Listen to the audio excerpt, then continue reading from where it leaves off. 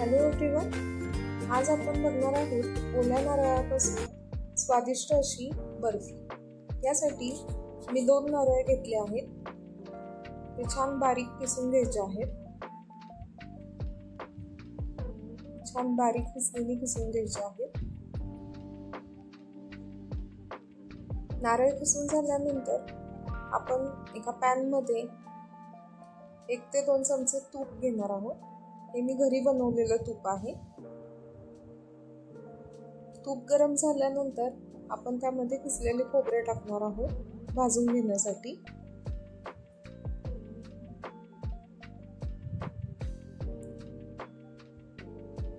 छान असं मिक्स करून घ्यायचं आहे। अगदी मंद आचेवर आपल्याला हे भाजायचं आहे। त्याचा कलर आपल्याला चेंज होऊ द्यायचा नाही। बघू शकता तुम्ही, खोबरं असं छान मोकळं झालेलं आहे, सुटसुटीत एकदम। खूप आपल्याला असं ड्राय करायचंय खोबरं, बघू शकता तुम्ही। त्याचं जे काही पाणी आहे ते पूर्णपणे अब्झॉर्ब झालेलं आहे। यानंतर मी 1 बाउल मध्ये दूध घेतलेलं आहे, थोडीशी साय आणि दूध। याच्याने काय होतं, बर्फी आपली खूप सॉफ्ट बनते।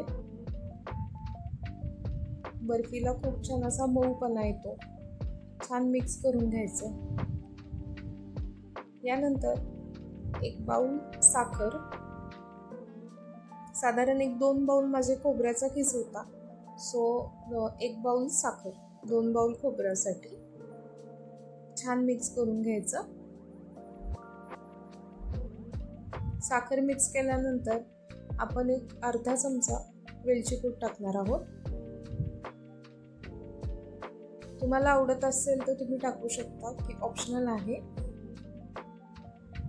नाही टाकली तरी चालते। छान मिक्स करून घेणार आहोत। तुम्ही बघू शकता, खूप असं पाणी त्याला सुटलेलं आहे। त्याचा साखरेचा पूर्ण पाक त्याच्यामध्ये तयार होतो। थोडंसं हे पाणी आपल्याला पूर्ण मिक्स होण्यासाठी वेळ द्यावा लागतो। बघू शकता तुम्ही, खूप सारे पाणी सुटलेलं आहे बर्फीला। छान असं मिक्स करत राहायचं मंद आचेवर,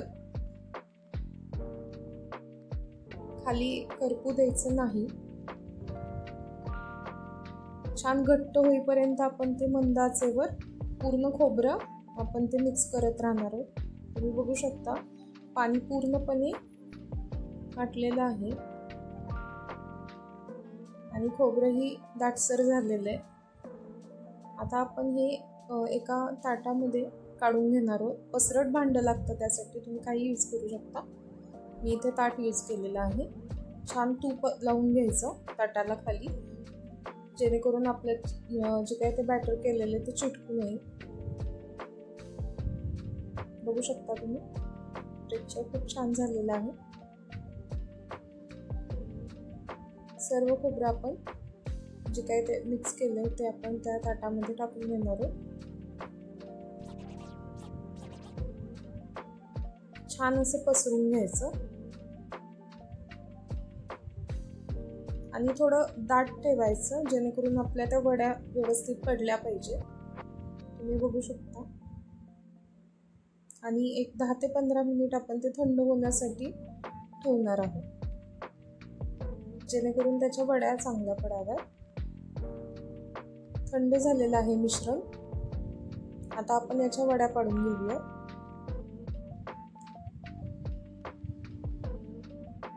खूप छान स्वादिष्ट अशी बर्फी तयार झालेली आहे।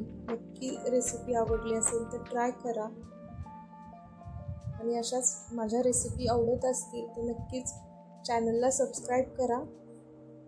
तुम्हाला नवनवीन व्हिडिओ असेच मी दाखवत जाईल। थँक्यू।